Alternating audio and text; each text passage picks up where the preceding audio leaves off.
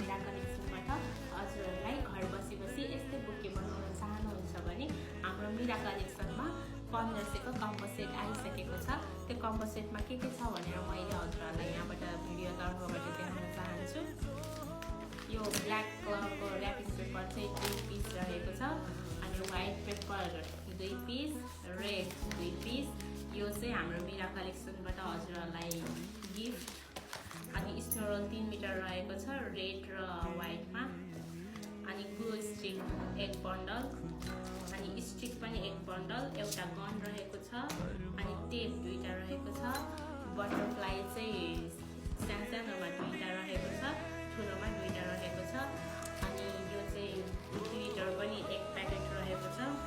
बो बनाउने रिबन चाहिँ हामीले 4वटा राखेको छौँ, 2टा व्हाइट 2टा रेड गरेर। अनि रिबन चाहिँ हामीले एक रोल राखेको छौँ, पिङ्क कलर, मरुन कलर।